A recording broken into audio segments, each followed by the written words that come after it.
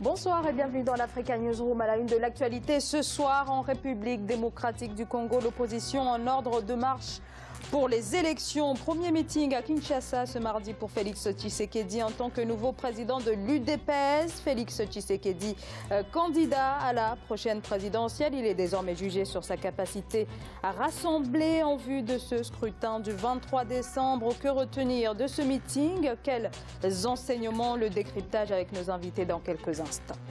Puis le Fonds monétaire international qui a bouclé sa mission en Guinée. L'institution table sur une croissance élevée pour ce pays, mais recommande dans le même temps la mise en place de mesures correctives, notamment dans la gestion des ressources publiques. Donner une deuxième vie aux déchets, l'un des défis du continent africain. La gestion des déchets, en effet, une question de santé publique et un enjeu environnemental. En Algérie, un projet pilote pour la gestion intégrée des déchets ménagers et assimilés à faible émission de gaz à effet de serre devrait voir le jour d'ici à 2019. Et pour débattre de ces actualités, avec moi sur ce plateau, Monsieur Dianzia Oris-Armel Bonhoundou, bonsoir. Bonsoir. Vous êtes politologue. Avec moi également, Monsieur Pierre Franklin Tavares, bonsoir. Bonsoir madame. Vous êtes philosophe. À vos côtés se trouve Emmanuel Okamba, bonsoir. Bonsoir madame. Vous êtes économiste. Merci à tous les trois d'avoir répondu présent à notre invitation. Place tout de suite à l'actualité politique.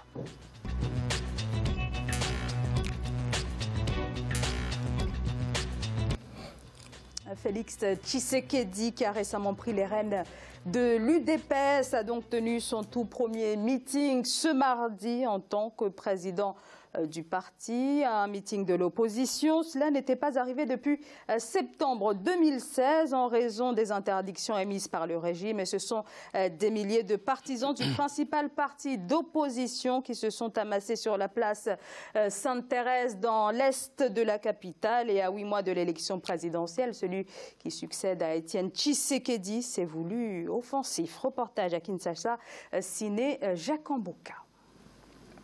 24 avril 1990, 24 avril 2018. 28 ans depuis le lancement du multipartisme en République démocratique du Congo. La date a été choisie pour la première sortie de Félix-Antoine Tshilombo pour une adresse à ses partisans depuis son élection à la tête du plus grand parti de l'opposition congolaise, l'Union pour la démocratie et le progrès social. Dans ce qui est considéré comme un baptême de feu pour les successeurs d'Étienne Tshisekedi, Félix Tshisekedi a salué les gestes d'apaisement du pouvoir qui a pris acte de ces rassemblements tout en soulignant qu'il ne s'agit pas d'un cadeau. La tenue de cette manifestation n'est pas par bon vouloir du régime. C'est le résultat de nos efforts et pressions que nous avons exercés dans ce pays. Ce qui se fait aujourd'hui n'est pas un cadeau, c'est la conséquence de la pression des enfants du Congo. Dans ce processus électoral en cours, le parti d'Étienne Tshisekedi s'est dit préparé à gagner ces élections tout en posant un certain nombre de préalables, notamment un non catégorique à la machine à voter. Félix Tshisekedi, visant la présidence de la République, a rejeté ce qui, selon les rumeurs, fait un état de son éventuelle nomination au poste de Premier ministre. Préparons-nous pour que vous me portiez au pouvoir tel que vous le voulez. Fini la polémique. Ne vous fiez pas à n'importe quoi. Je vous dis, c'est votre volonté que je sois candidat de l'UDPS à la présidence de la République pour gagner. Notons par ailleurs que la dernière manifestation de l'opposition actée par le gouverneur de la ville de Kinshasa a été le meeting tenu par Étienne Tshisekedi en juillet 2016. S'en est suivi l'interdiction de manifestations politiques sur les lieux publics. Le meeting du nouveau président de l'UDPS, organisé sans heurts, laisse se poser des questions sur le bien fondé d'interdiction de manifestations politiques. En 28 ans de multipartisme, cette décision avait été un recul pour la démocratie, pense bon nombre d'observateurs. Premier meeting donc pour Félix Tshisekedi en tant que président du parti. Alors il a pris la présidence de l'UDPS il y a à peine 3 semaines. Pierre-Franklin Tavares, à 8 mois de cette présidentielle, un scrutin à la fois incertain quant à sa tenue, mais aussi très imprévisible finalement quant à sa finalité. Avez-vous senti que Félix Tshisekedi a su endosser finalement le costume de candidat à la présidentielle? En tous les cas, il le semble bien.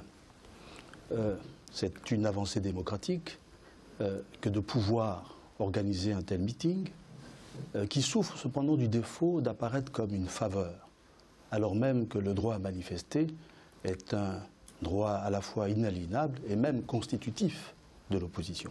Donc par conséquent, il faut, comme il l'a lui-même rappelé, se réjouir de cette. C'est un succès au regard de la mobilisation populaire.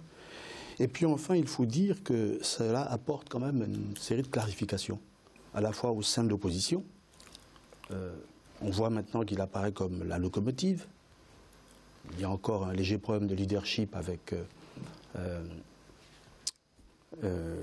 l'ancien gouverneur du Katanga, Maurice Katumbi. Oui. Et puis enfin, il me semble que cette journée marque le premier pas vers un mouvement qui me semble irréversible, c'est celui de l'alternance à la prochaine élection. Emmanuel Okamba, comment avez-vous trouvé la prise de parole de Félix Tshisekedi? Est-ce que vous l'avez trouvé finalement à la hauteur de la gravité de la situation et sur le plan sécuritaire de la République du Congo et sur le plan politique? Disons que sur le plan politique, c'est une avancée qu'il faut saluer. En même temps, cette avancée pose un problème de la gouvernance électorale dans ce pays. Et peut-être au-delà de cette gouvernance électorale, la quête d'une forme d'État, d'un système politique propre à l'Afrique. Et je pense que nous allons en parler en long et en large, parce que ce pays, c'est quand même l'un des plus grands pays de l'Afrique et qui vit une instabilité politique chronique. C'est l'un des seuls pays où il n'y a jamais eu de transition politique pacifique. Les 5 présidents qui ont gouverné ce pays, eh bien, la succession a été toujours faite par un coup d'État.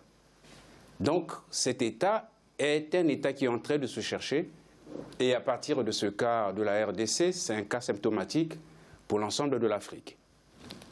Dianzia Oris. Alors, au Congo, une chose est claire. Les derniers sondages émanant des Occidentaux donnent l'opposition vainqueur aux élections. Et ça, c'est déjà un avantage pour Félix Tshisekedi qui porte sur ses épaules le poids du changement au Congo. Alors, il y a quand même d'autres candidats qui se présentent à cette élection. Non, vous savez, le scrutin au Congo, c'est un scrutin uninominal à un tour. Donc, tous les opposants sont déjà conscients qu'il faut une candidature unique pour chasser le régime de Kabila du pouvoir. Parce que tout le monde est conscient de la situation, puisque l'élection a été repoussée depuis 2016. Cela montre aussi la volonté d'un président qui n'est pas sûr. Quant à sa volonté de quitter le pouvoir. Donc l'opposition n'a pas le choix. Elle doit présenter un candidat unique, elle doit s'organiser afin de constituer une force unique face au régime de Kabila. Et Tshisekedi, à mon avis, incarne ce candidat qui pourrait rassembler toute l'opposition face à cet événement majeur qui arrivera le 23 décembre 2018 au Congo. Pierre-Franklin Tavares, Félix Tshisekedi peut véritablement parvenir à rassembler, ne serait-ce que l'UDPS, puisqu'on a là un parti quand même qui est divisé. Donc ça va au-delà du défi de rassembler, mais d'éviter l'implosion finalement de ce parti. Mais ce qui est intéressant, c'est que maintenant, nous entrons dans une phase de clarification. Bien évidemment, les ambitions sont multiples, à la fois au sein de l'opposition, dans son propre parti, et puis au sein de l'opposition. Mais je pense que les 2 mois qui viennent vont permettre de clarifier. Et de mon point de vue, il a pris la main et a discuté avec Katumbi, a trouvé un bon compromis. Je pense que le reste devrait suivre, à moins qu'il n'y ait des compromis avec le système en place, qui, d'une manière ou d'une autre, sera battu et partira. S'il se maintient par la force, s'il est intelligent, par la voie démocratique. Dionzé Aoris, vous êtes d'accord? Il est parvenu à prendre le lead? Moi je pense qu'il ne faudrait pas vendre la peau de l'ours avant de l'avoir tué, puisque Kabila est quelqu'un de très futé. Par exemple, lorsqu'on constate dans la constitution du Congo, le retrait du pouvoir lui donne le droit d'être sénateur à vie. Et sénateur à vie, il pourrait briguer la Chambre haute, la présidence du Sénat. Voilà, ce qui pourrait encore envisager un retour au pouvoir en cas de vacances du pouvoir. Donc il faut faire attention à ce régime très futé, dans lesquels les deux élections qui ont été organisées en 2006 et en 2011 ont été contestées par l'opposition. Et vraiment, le souci de conservation du pouvoir est tellement fort dans ce régime qu'il ne faut pas vendre la peau de l'ours avant de l'avoir tué. Mais il ne s'agit pas, très attention. Il ne s'agit pas de vendre la peau de l'ours. D'abord, je crois que ce n'est pas un ours. Ouais. Je crois qu'il s'agit d'un autre animal. C'est le premier point. S'il était un ours, on l'aurait su dans la sous-région, d'une part.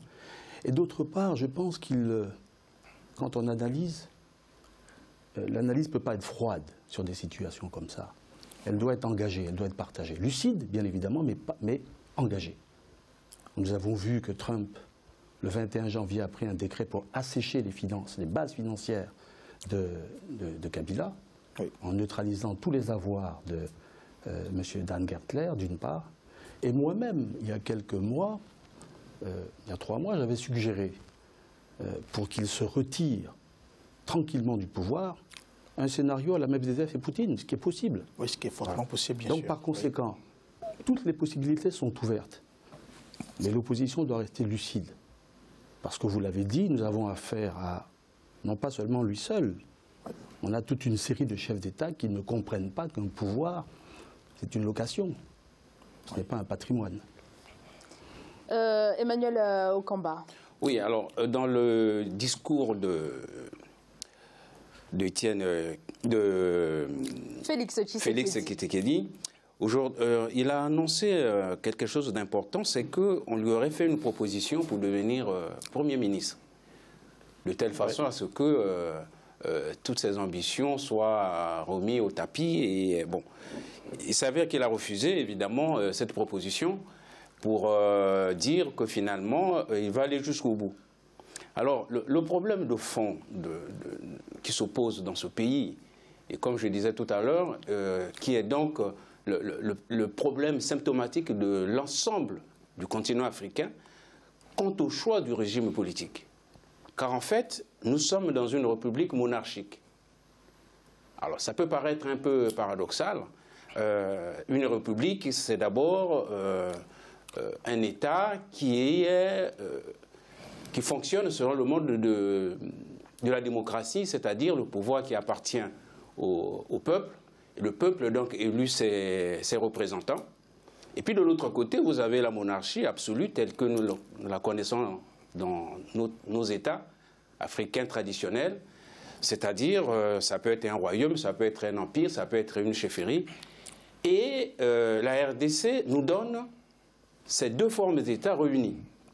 Ça veut dire que le génie africain devrait ici s'approprier de ce cas pour finalement trouver un système politique propre à l'Afrique.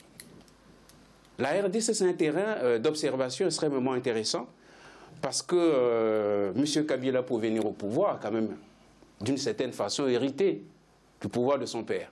Et il n'est pas le seul. On a le cas au Gabon, on a le cas au Togo, on a failli avoir aussi le cas au Sénégal.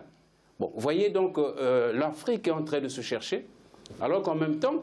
Alors, est-ce qu'il s'agit vraiment d'un problème de modèle, finalement, de gouvernement, ou ou en tout cas, le problème réside dans le fait que certains ne respectent pas les institutions? Oui, alors, on ne respecte pas les institutions, pourquoi? Pourquoi y aurait-il des hommes ou des citoyens qui sont plus forts que les autres? Ben, c'est parce qu'ils ne se reconnaissent pas tous dans ces institutions. Ces institutions, on a l'impression que la République a été imposée et que finalement nous sommes habitués en Afrique, dans nos systèmes traditionnels, dans la royauté ou dans l'empire ou dans la chefferie. Et cette confrontation donc, de deux régimes crée un certain nombre de perturbations qui font que la RDC est un terrain d'observation extrêmement pertinent pour la création d'un système politique propre à l'Afrique. Pierre Franklin Tavares, Vous êtes d'accord avec le fait qu'il s'agit peut-être d'un problème de modèle de société finalement? Non, je suis partagé là-dessus parce que je crois qu'il s'agit pour la RDC, un pays que je connais, ni d'une république, au sens où on le définit de manière classique, depuis les plus vieilles traditions jusqu'aux plus récentes, ni même une monarchie. Elle est étrangère à ces deux choses-là. Si elle avait été une république monarchique, un peu sur le système du modèle français, ça aurait peut-être même été un avantage. Moi, je vois qu'on a affaire à toute autre chose. On a affaire à une tyrannie, c'est-à-dire une personne et quelques personnes autour d'elle qui gèrent un État, qui gèrent les institutions censées être publiques, mais puisqu'elles sont ramenées à ces personnes-là, elles perdent le caractère public. Elles deviennent privées. C'est pour ça qu'on ne doit pas hésiter là-dessus, à dire que nous n'avons pas affaire à une république. En même temps, ce n'est pas une monarchie, parce que les systèmes classiques monarchiques sont connus, hein, elles sont variés. Donc par conséquent, il faut être ferme là-dessus. Nous sommes en face d'une tyrannie qui entend se maintenir coûte que coûte et vaille que vaille. Et face à cela, nous avons aujourd'hui une opposition qui commence à être en ordre de bataille, et c'est cela qu'il faut encourager, pour l'Afrique en général.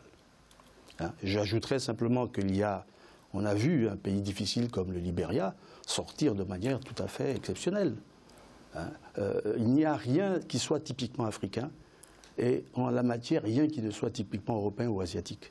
Les hommes décident, et les peuples décident de ce qu'ils veulent comme système. Monsieur Bongoulou. Bon, moi je pense que ce n'est pas une question de système politique, le problème de l'Afrique. Tout à l'heure, mon confrère a affirmé qu'au Congo, il n'y a jamais de passation pacifique du pouvoir d'un président sortant à un président élu. Mais ce n'est pas le problème des institutions. Pour moi, lorsqu'on affirme que l'Afrique a besoin d'institutions fortes, moi je ne crois pas, ça ne veut rien dire ça. L'Afrique a besoin d'institutions fortes. L'Afrique a besoin d'hommes de valeur qui sont munis d'une volonté sincère de redonner à leur peuple la dignité. Voilà, et tous les pays qui l'ont compris ont passé le cap non, de la dictature. Voilà, si au Congo, il y a des hommes capables, des hommes qui sont munis d'une bonne volonté, je pense que le pays va sortir de la situation dans laquelle il est. Voilà, pourquoi est-ce que le Bénin a réussi avec le même système politique? Pourquoi est-ce que le Ghana a réussi le même système politique? Pourquoi le Sénégal a réussi et non le Congo?